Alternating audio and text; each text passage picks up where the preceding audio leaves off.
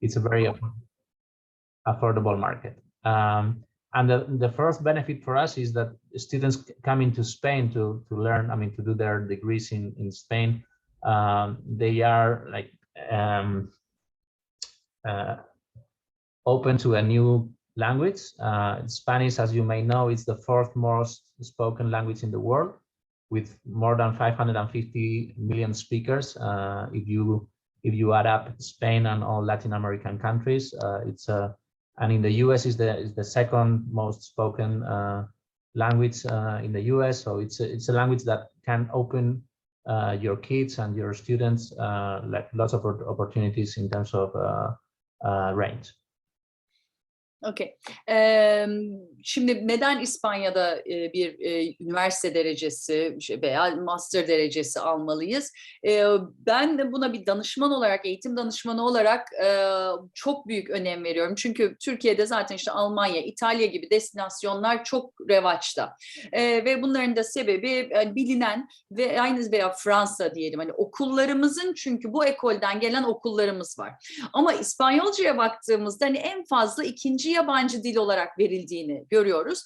Bu da tabii ki de hani Türkiye Cumhuriyeti'nin kurulduğu yıllar veya eğitimin daha iyi oluştuğu zamanlarda bizi etkileyen ülkeler bunlar. Yani Fransa, Almanya'nın en fazla etkisi var. O yüzden de bu kadar liselerimizde bir ağırlıkları var.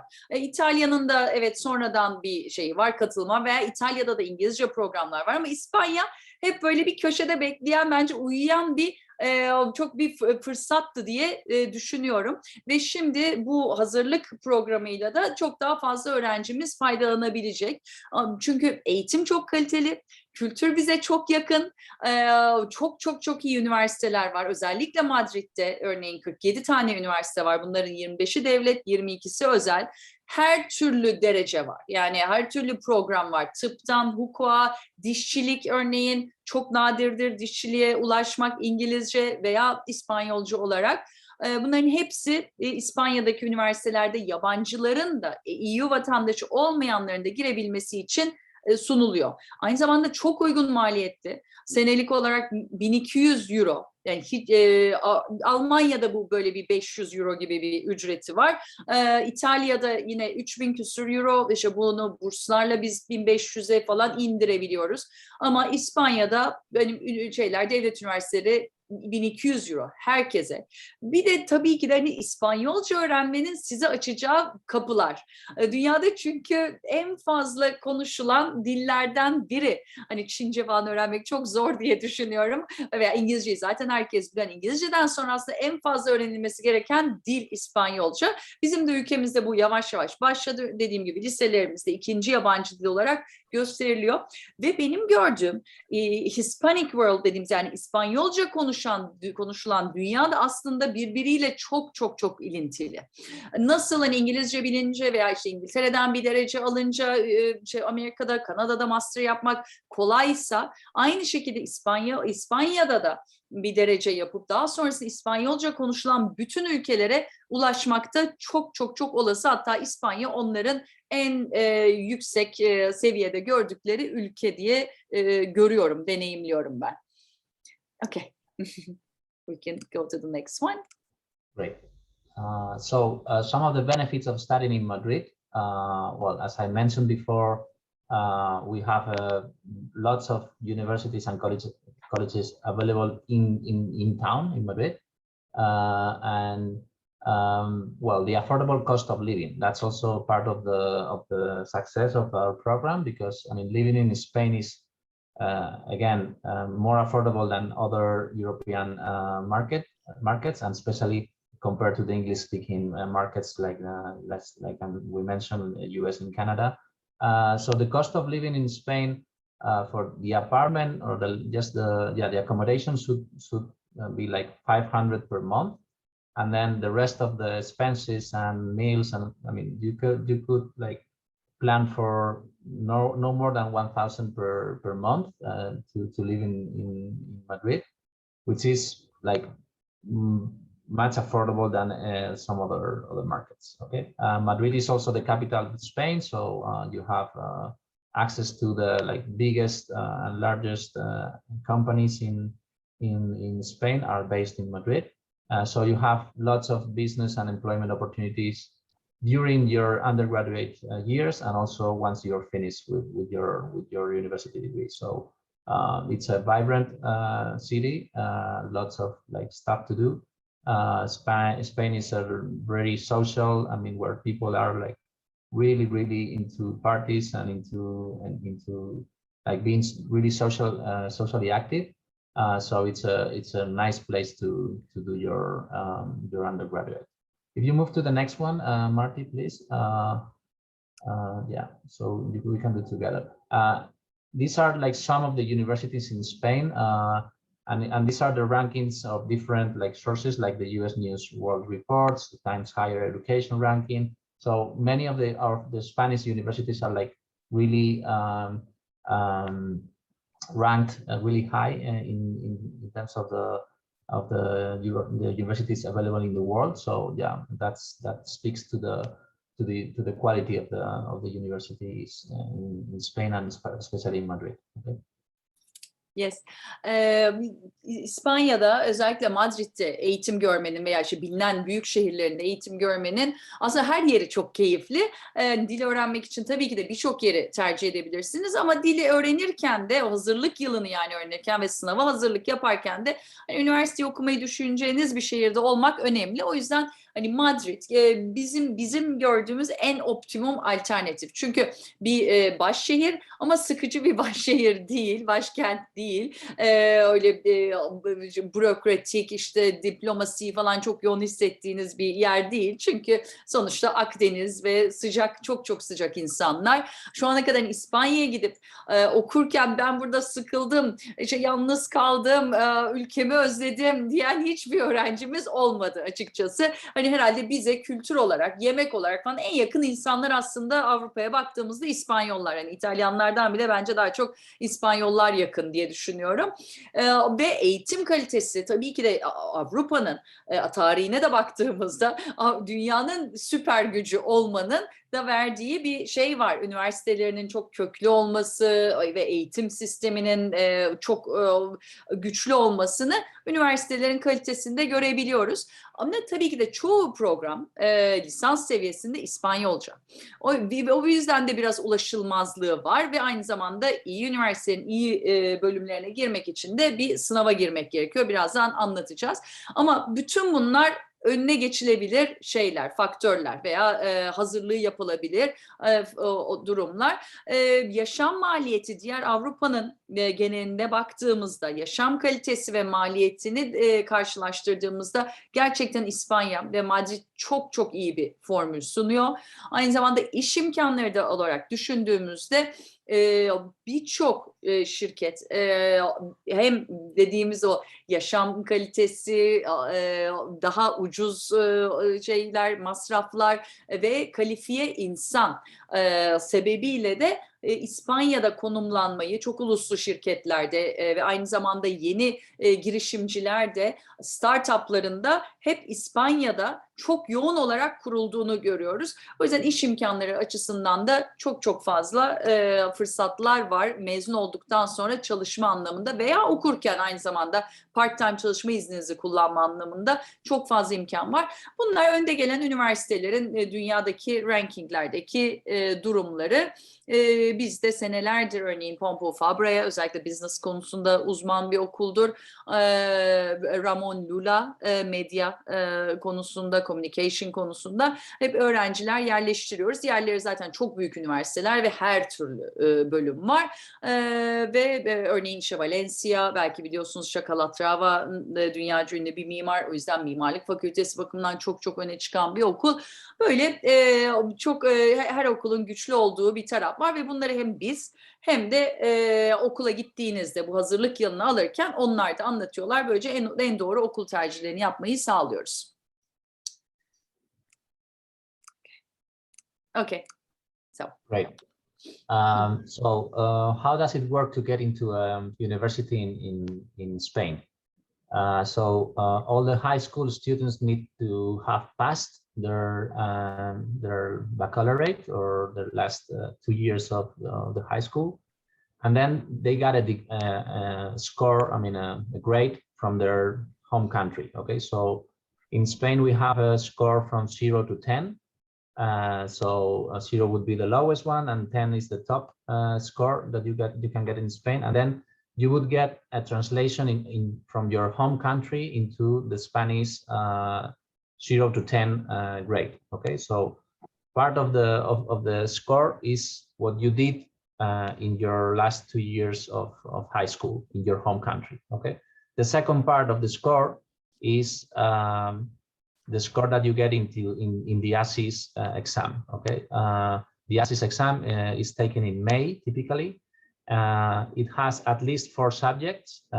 One of them is history, the second one is English, the third one is maths, and the fourth one is Spanish literature and language. Okay, so those are the 4 main core subjects that students are tested in May, and then they got a score for that exam. Okay, so if you add your home country score and the score from the UNED ASIS exam, then you get that score out of 10. Okay, then then we convert that into a 14, 0 to 14 scale, and these are some examples of some degrees offered in public and private universities. Okay, so if you want to do like the hardest degree to get into is the double degree in maths and physics offered by Universidad Complutense, and those are for students who have 13.87 out of 14, so almost like the top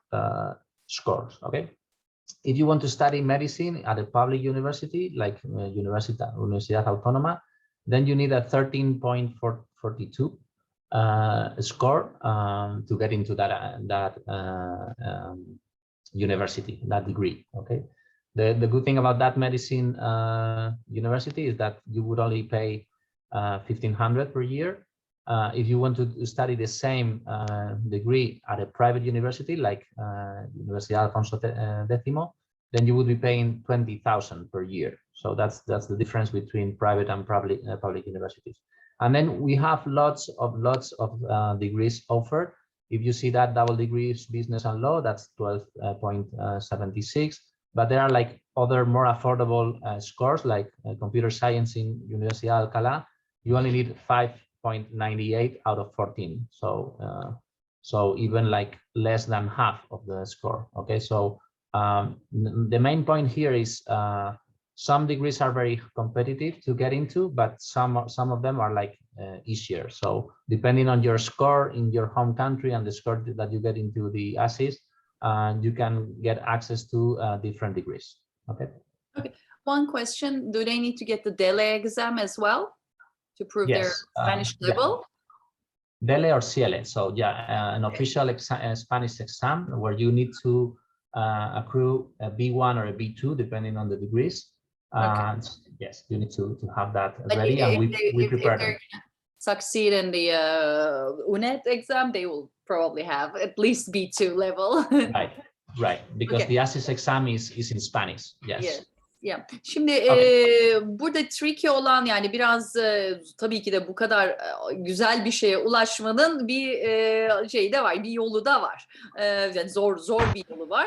Yani o zor dediğim çalışma gerektiren bir yolu var.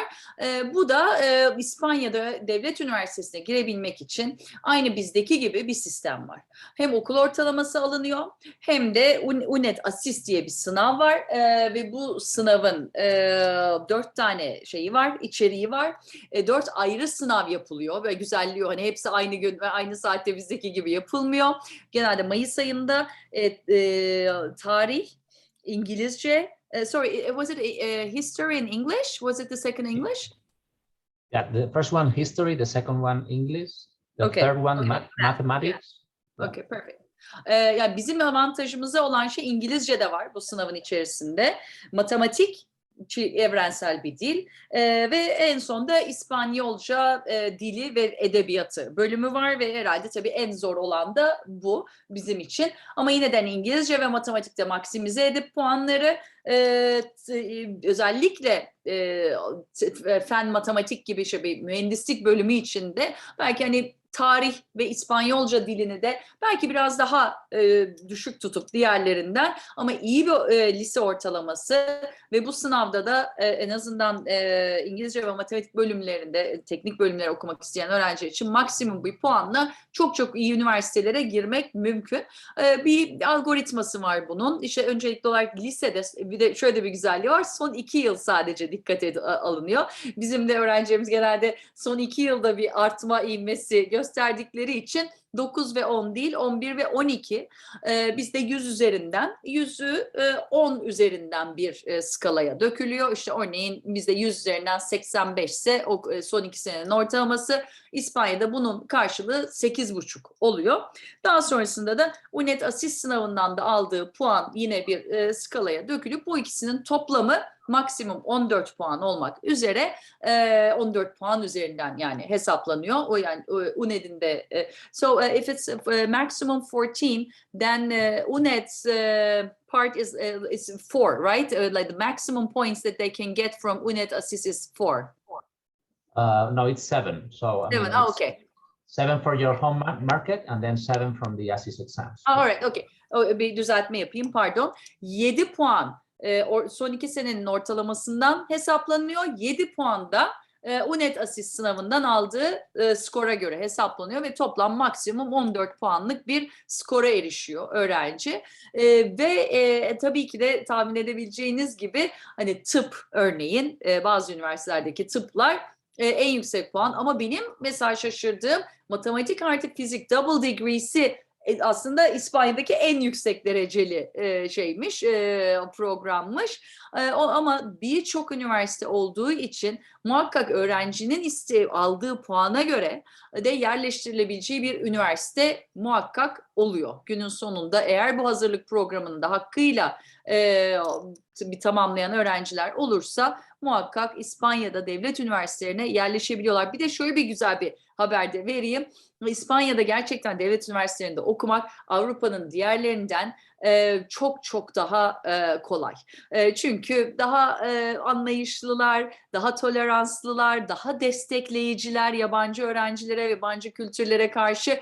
O yüzden mesela Almanya'da örneğin mezuniyet ortalaması veya işte Fransa'da %30 iken İspanya'da üniversiteden mezun olma oranı çok çok daha yüksek. O yüzden baştan doğru bir tercih yapılır. Bu arada transferler de çok mümkün. Başladıktan sonra üniversiteye, başka bir üniversiteye, başka bir bölüme geçmek veya aynı zamanda double degree yapmak bunlar da çok çok çok olası. Bu hareket kabiliyetini de sunuyor İspanyol eğitim sistemi.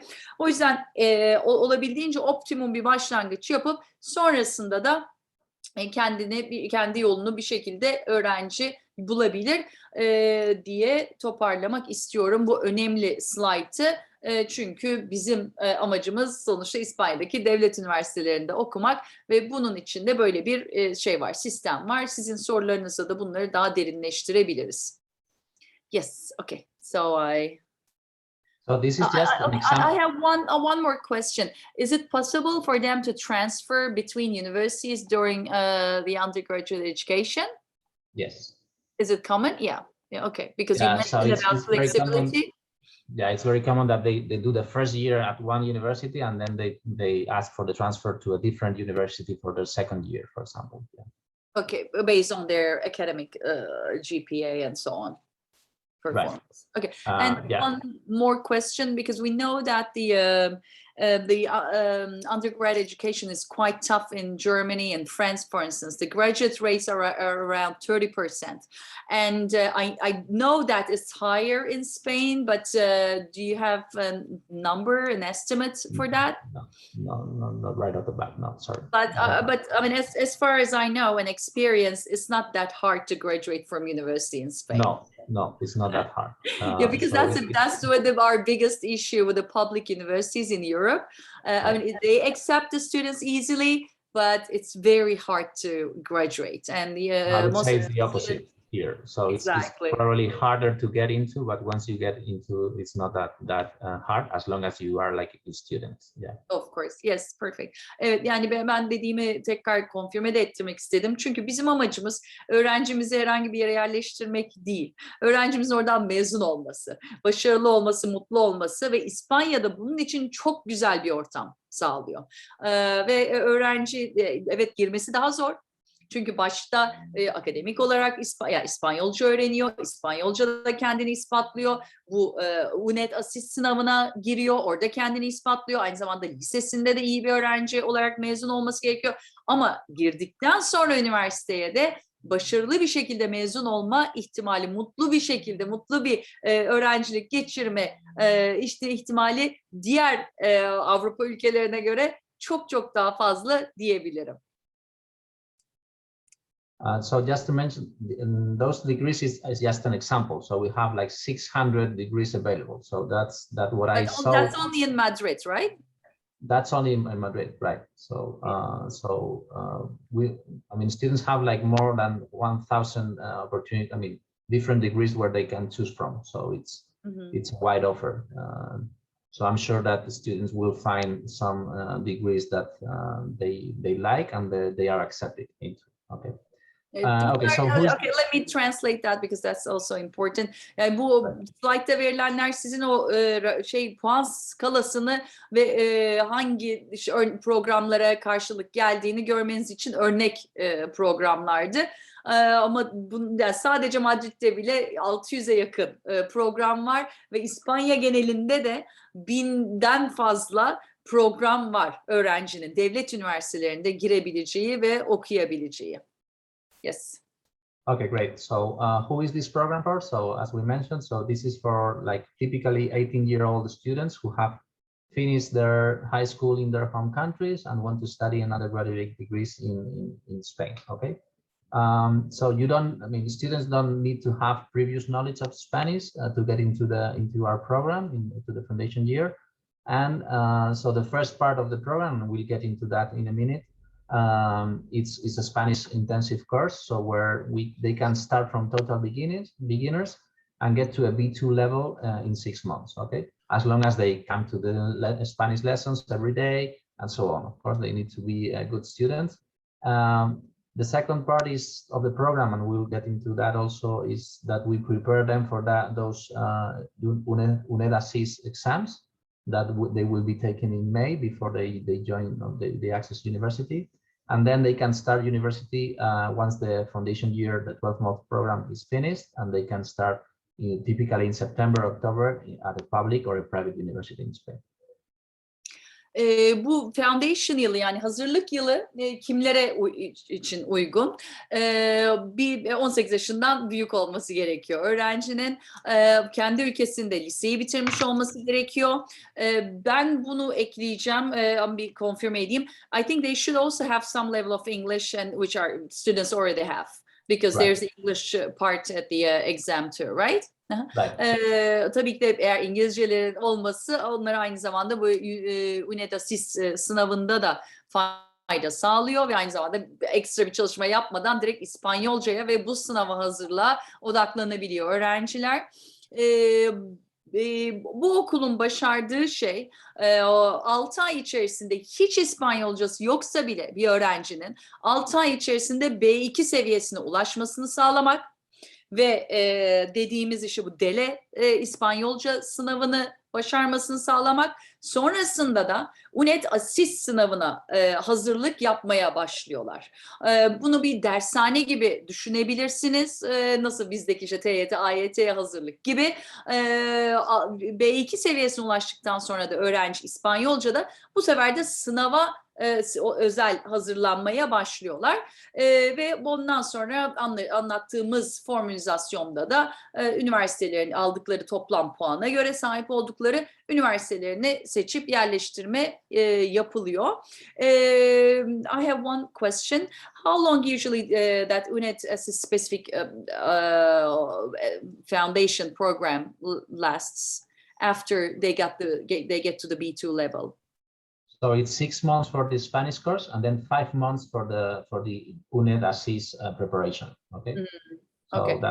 that's more or less 11 months, 10, 11 months. So yeah, that's yeah. Okay.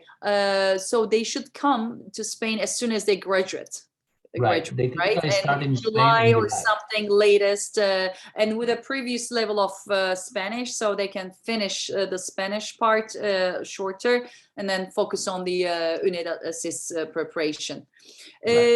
Şöyle yani bunun tabii ki de olabilmesi için Mayıs'taki sınava hazır olmamız gerekiyor.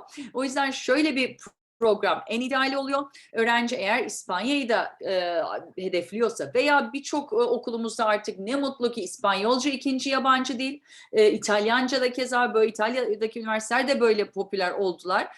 Bizim çok fazla öğrencimiz var ki liseyi bitirene kadar B1 seviyesinde bir İspanyolcaya sahip olan. Mesela o öğrencilerimiz gidip kısa bir eğitimle, örneğin 1 aylık bir eğitimle önce B2 seviyesine ulaşıyorlar. Sonrasında da 5 ay boyunca sadece bu sınava hazırlık yapıyorlar UNED-ASIS'e ve böylece çok çok çok yüksek puanlar alıp en iyi üniversitelere yerleşebiliyorlar. O yüzden eğer bizim şu anda Amerikan ekolünden gelen veya okulunda yabancı dil, ikinci yabancı dil olarak Almancayı görüp örneğin veya işte İtalyancayı Almanya'da, İtalya'da devlet üniversitesine gitmek için çalışma yapan, bizimle beraber çalışan ve liseyi bitirene kadar C1 seviyesine bile ulaşan öğrencilerimiz var. Hatta 11. sınıfta bile C1'e ulaşan öğrencimiz oluyor. Aynı stratejiyi biz İspanya için de yürütebiliriz. Artık birçok okulumuzda örneğin TED falan gibi İspanyolca ikinci yabancı dil olarak veriliyor. Ve eğer bir seviyesiyle bile, yani İngilizcenin yanında ikinci yabancı olarak İspanyolca ile B1 seviyesine bile bitirse öğrenci 6 aylık veya maksimum 7 aylık iyi bir çalışmayla bu sınavdan çok çok iyi bir sonuç alabiliyor. Tabii ki de öğrencinin akademik yetilerinin de iyi olması gerekiyor, çalışması gerekiyor, derslerini takip etmesi gerekiyor. Okay. So, yeah, these are the three main elements of the foundation year program. So as you see, the first one is the Spanish language intensive course that goes from July to December typically. So once the students have finished their studies, they join in the summer and they spend 6 months with a Spanish intensive course happening in Madrid, okay, in our school. So we teach them 20 hours per week of Spanish, and they can start in different groups. So if they have no previous knowledge, they start in a total beginner group and they progress during these 6 months. But if they come with some level of Spanish, we can put them in different levels. So they can start in A1 or A2 or depending on the student. So we have groups for all types of levels. Okay, so these 20 hours typically happen during the morning, so Monday to Friday from 10 to 2, okay? So it's 4 hours per week per day, and then in the afternoons they can study, or they can enjoy Madrid, or they can do whatever they want to keep on learning Spanish, because I mean Spanish is learned also in the classroom, but also living in the street and talking with people and going to the supermarket and going to parties and going to the cinema and so on. Okay, the goal of this first part of the program is that they achieve a B1 or a B2 level, and our school is an official examination center, so they take the exam with us in the same school, and they can take either the DELE, which is a paper-based exam, or the CLE, which is a computer-based. Either of them will give them an official certificate that they will need to prepare for to join the ASIS exam and the university later. Okay. The second part of the program is the ASIS preparation course that typically starts in January, from January to May, 5 months of preparation of those subjects, as we mentioned before: Spanish language, history, maths or arts, and foreign language, which is typically students get to choose between English and French. Okay. And optionally, you can test for other subjects too. So you can take the biology or physics exam, so you get a better degree, I mean, a better score in the UNED-ASIS. Okay. Then the ASIS exam happens typically in May, so that's the first goal. And that's the exam that all the students need to take to get the score in that exam, and to have an average with their home country's undergrad high school scores. Okay, and then typically in September you will join a university, and depending on the degrees and whether it's a single degree or a double degree, you should expect to spend like 4 to 6 years depending on the degree. And some of the degrees are also offered 100% in English. They are really competitive, so it's hard to get into those, but some degrees are offered also in English, even if the Universis is exam taken in Spanish. Okay. Benim biraz önce yani özetlediğim şeyi anlatıyor bu slaytta. Yaklaşık bir öğrencinin hiç şey olmadığını, İspanyolcası olmadığını düşünürsek Temmuz'dan Aralık'a kadar İspanyolcasını B1, B2 seviyesine getiriyor ve CL veya DL sınavına giriyor. Sonrasında 5 ay boyunca bu üniversite sınavına hazırlanıyor. Anlattığımız gibi işte İspanyolca dil tarihi, tarih, İspanyolca dili ve edebiyatı tarih, matematik veya sanat ilgi alanına göre, başvuracağı bölüme göre ve bir yabancı dil ve eğer isterse yabancı dilde biz tabii ki de İngilizceyi de seçebiliriz veya Fransız okulundan geliyordur, Alman ekolünden geliyordur. İstediği dili seçebiliyor öğrenci. Aynı zamanda 2 tane de ek teste de girebiliyor eğer istiyorsa puanını arttırmak için. Ve sınava giriyor. İlk sınav Mayıs'ta, ikinci sınav Eylül'de ve sonrasında da aldığı puana göre üniversiteye yerleşiyor. Can you please open this first call and second call of the Unidasis? So the first call. Are there 2 exams or do they have 2 chances to take the exam? No, it's 2 chances. Okay. So okay. Either you can go to the first call, which is in May, or if you fail that exam, you get to the second call, which is in September. The problem with September is that most of the spots at universities are taken, so you have a like lower range of available universities if you pass the exam in September. Okay. Hı hı. 2 tane sınav var. Bizdeki gibi böyle tek şans ve hani işte bütün hayatım 3 saate 4 saate sınırlanıyor gibi bir durum yok. 2 tane yani 2 şansları var öğrencilerin. Bir Mayıs'ta ve ikincisi de Eylül'de ama tabii ki de iyi üniversitelerin iyi bölümleri Mayıs'taki sınavdan iyi puan alan öğrenciler tarafından tutulmuş oluyor ama eğer yani en top üniversiteye veya en zor bölüme işte tıp, mühendislik gibi değil başka hedefleri de varsa öğrencinin Eylül'deki sınavda iyi bir fırsat diye düşünüyorum. Pardon. Sorry about that. Okay. I think we're here. Okay. Şimdi fiyatlar herhalde herkesin merak ettiği fiyatlarla ilgili slide. Yes, please go ahead. Okay. So the price of the program is of the full program, the foundation year program in Spain is 5,890 euros for the student. And everything is, almost everything is included in this program. So before the students come to Spain, so the enrollment fee is included in this price. We take care of all the paperwork, the visa letter that students need to get into Spain. And we offer also accommodation service advice. So we have agreements with lots of families and residencies and hostels and places where students can stay. And we can help them to choose from the best alternative for each student. Okay. The second part, of course, is the Spanish course, which is included with the initial test to like place the student in the right group. The 20 hours per week of the 6 months to reach that B1 or B2 level. The CL exams fees are included also, and some tutoring sessions with the Spanish teachers to help the students with their Spanish. Okay. During the program also we offer like homologation of their studies, so that's how we convert their scores and their grades from their home country into the Spanish system, and assistance with all the legal procedures needed to take the UNED assist and be available. I mean, be a candidate to join the Spanish university.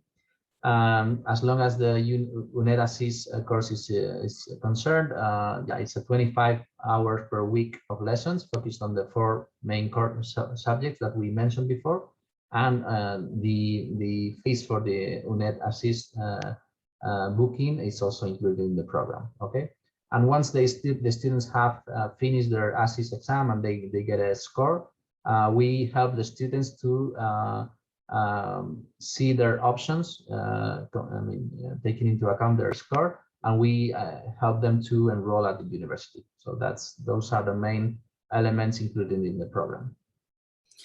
Ben bu programlardan ilk bilgi sahibi olduğumda beni en çok çarpan, etkileyen şey ve tabii ki de fiyatı olmuştu.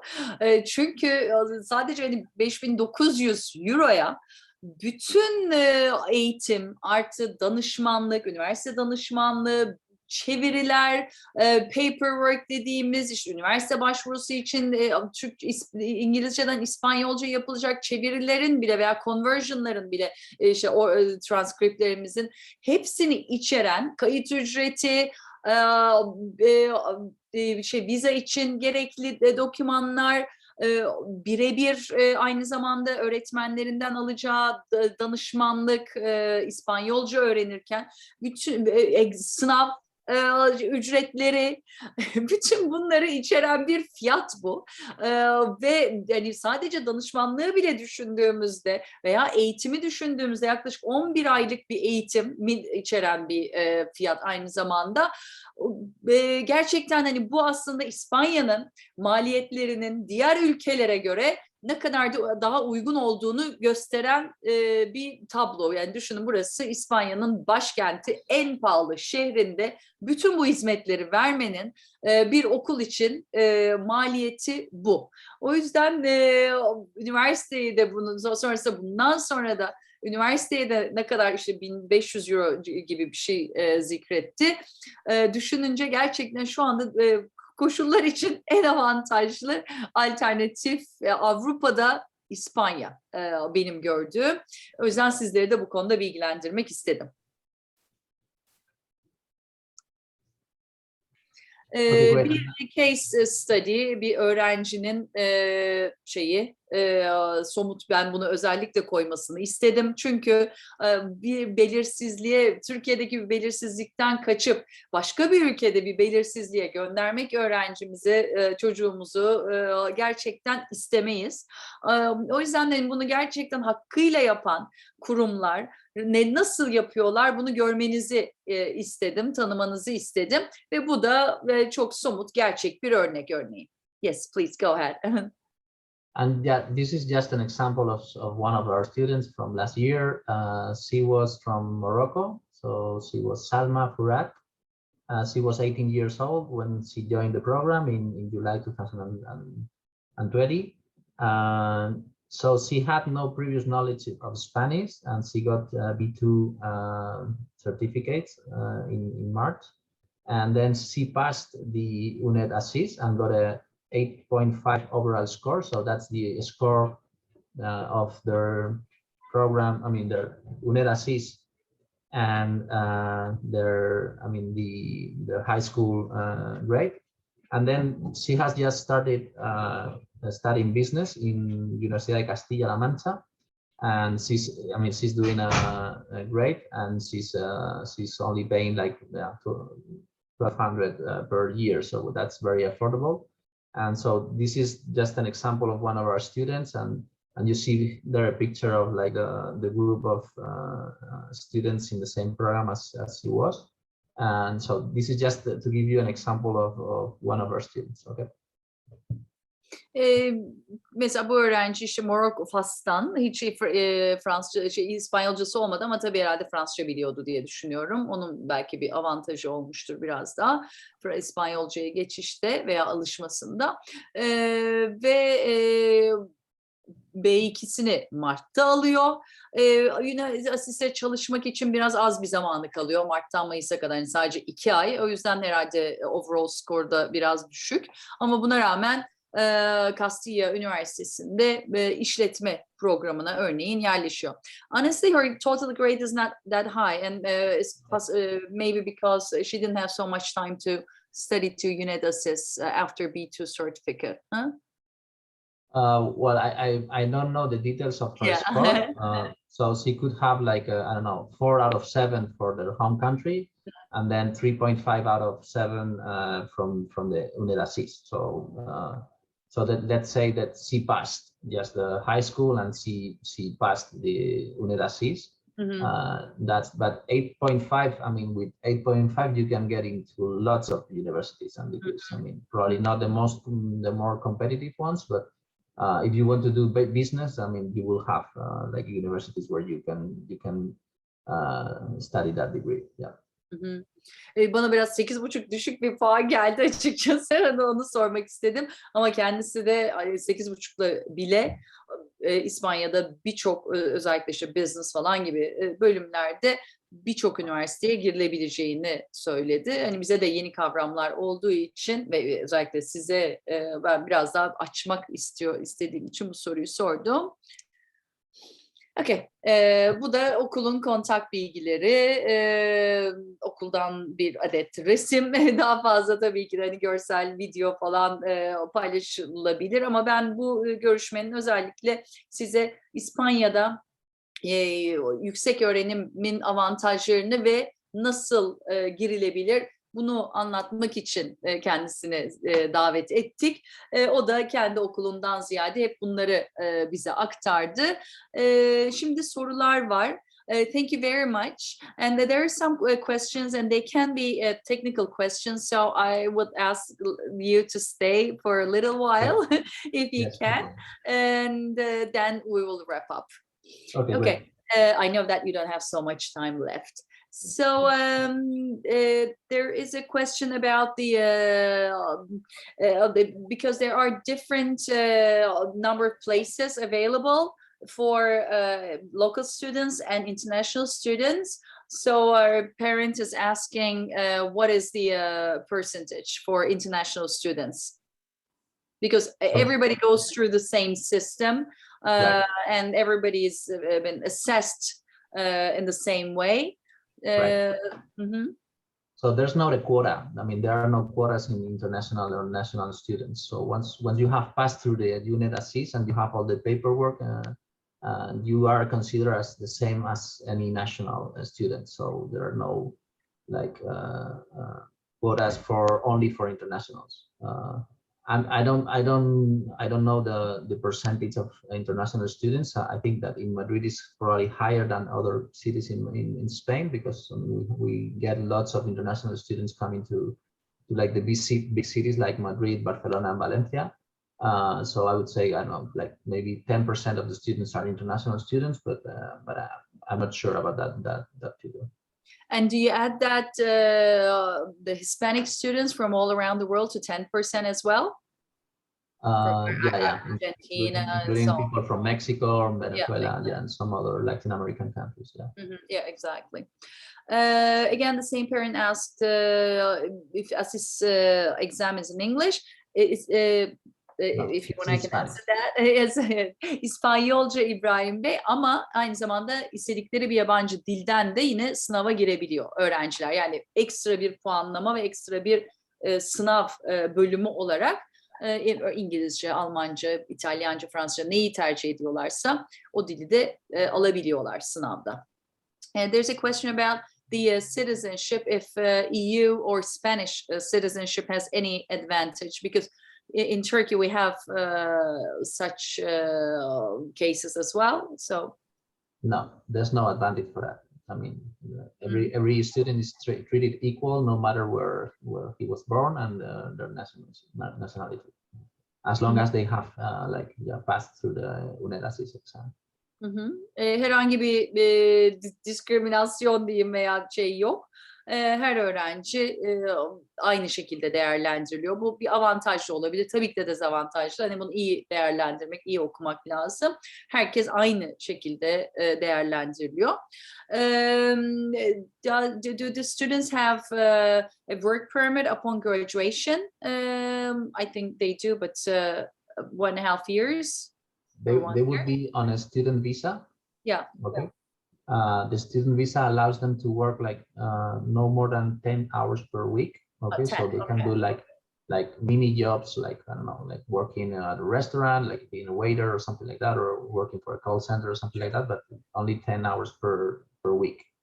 Okay, so once they finish their studies, they can convert their visa into either a resident visa or like a work permit visa, but that's after, I mean, after they finish their studies. Okay.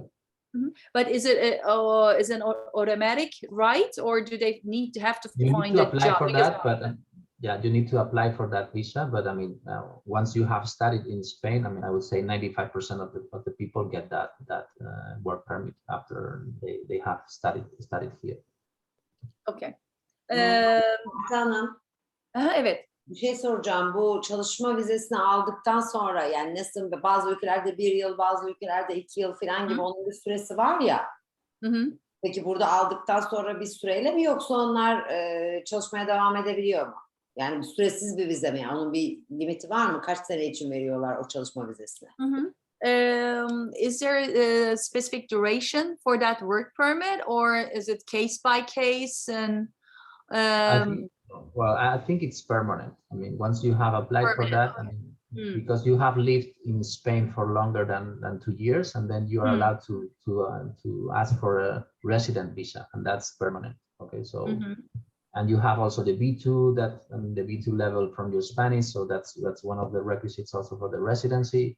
So yeah, it's a permanent visa once you have studied. Yes. Diğer ülkelerin aksine böyle bir süre yok. Bu mesela Macaristan'da da böyle, Polonya'da da böyle. Eğer yani İspanyolcanız B2'nin üzerindeyse ve resmi bir sınavla bunu kanıtlıyorsanız ve 2 seneden fazla İspanya'da ikamet ediyorsanız sürekli olarak bir kalma izni alabiliyorsunuz İspanya'dan. Bu da hani Avrupa'daki diğer bütün ülkelerden farklı bir uygulama. Çünkü hepsinde en fazla 1 sene, 1,5 sene falan gibi bir çalışma izni veriliyor. O yüzden çok büyük bir avantaj bu da. Ve aynı zamanda iş imkanlarının da olduğunu da göz önünde bulundurursak hem çalışma izni hem iş bulma sonrasında çok güzel bir hayat kurmalarına, yani bir sınava hazırlıkla bir 5 aylık sıkı bir, hadi en kötü ihtimal bir 10 aylık sıkı bir çalışma sonrası öğrenciler Avrupa'nın en keyifli ülkelerinden birinde neredeyse ücretsiz okuma ve sonrasında çalışma imkanına, kariyere sahip oluyorlar. Mükemmel bir fırsat diye düşünüyorum ben açıkçası. There's a question if the international students are disadvantages to Spanish students or Spanish speakers at UNIDASIS because of the like the structure of the exam, because it's in Spanish and there's a component for Spanish literature. So do they? Of course, they have disadvantage for sure. But I mean, what do you do to compensate that? Maybe that will. No, it's a different exam. I mean, the UNED-ASIS is just for international students. Oh, okay. So the Spanish students do the selectividad, which is just for the nationals. So the contents are like lower. So that's where we level up the disadvantage of the language. Okay, so.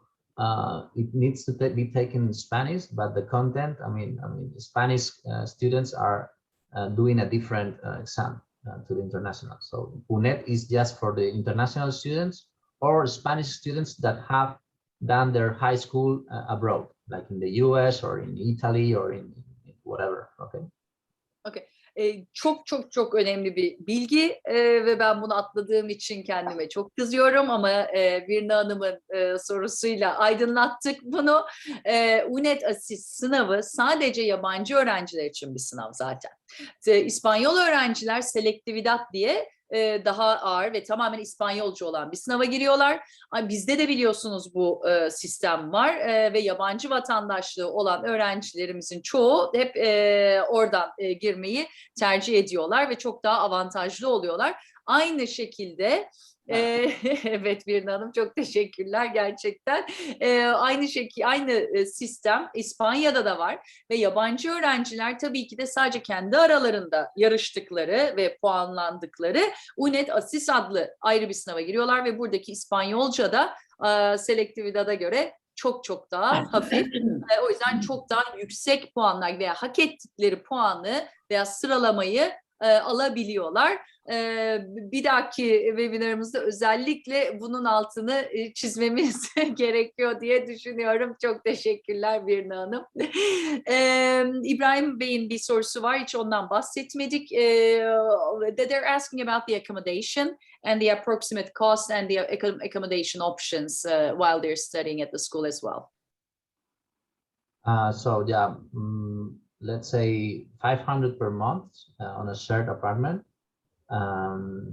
That would be like one bedroom in a shared apartment. Some families host students. Some students rent an apartment between two or among 3 or 4 classmates and so on. So there are many different options. For the parents here in the audience, I would say let's calculate 1,000 euros per month, including both the accommodation and all the living expenses, so mobile phone and food and groceries and all the stuff. You should plan for 1,000 per month for all the living expenses in Spain. Okay. Yeah, that's what we usually say to our parents as well, to our students. Yani bir maksimum her şey dahil 1000 euro gibi bir şey düşünebilirsiniz. İşte 500 euro paylaşımlı apartmanda kalacak yer. Aile yanı konaklamada olabilir ki dil öğrenirken biz bunu gerçekten tavsiye ediyoruz ve maliyeti de düşüren bir şey. Ama paylaşımlı apartmanda, rezidansta kaldığını düşünelim ve diğer her şeyi de çok da rahat bir öğrencilik hayatı yaşayarak aylık 1000 euro gibi düşünülebilir. Tabii üniversiteye başladığında daha farklı bir düzen var. Çünkü üniversitenin yurdunda kalıyor. Bazı farklı yaşam destek bursları alabiliyor ve her şey üniversiteye başladığında maliyet olarak çok da düşüyor. That's my additional question. There are some scholarships to support the living expenses while they start their undergraduate degree as well. For instance, in Italy, is there such scheme in Spain for international students? Private universities have some scholarships where you can apply, sure. But they cover especially the tuition part, not just the accommodation. So they are not such for the public universities, there are no scholarships for living expenses and accommodation. Okay. Yanlış bilgi vermeyeyim. Yaşamı desteklemek için İspanyol hükümetinin böyle bir burs şeyi yok. Ama hani haftada 10 saatlik çalışma izinleri var ve hani İspanya'nın da çok turistik bir ülke olduğunu ve İngilizce bilme oranında da düşük olduğunu düşünürsek hani bildikleri İngilizceyle bile öğrenciler çok güzel iş imkanlarına sahip olabiliyorlar. However, they have the 10-hour work permit and with their English, right, they can definitely find some jobs in the tourism hospitality industry. Definitely. If they want to work, they can work. Definitely. Yeah. Eğer çalışmak istiyorsa öğrenci kesinlikle çalışıyor. Do they have the work permit during the language studies as well? Yes. Bu da çok önemli ve çok büyük bir fark. Dünyada dil eğitimi görürken çalışma izni veren herhalde sayılı ülkelerden biri İspanya.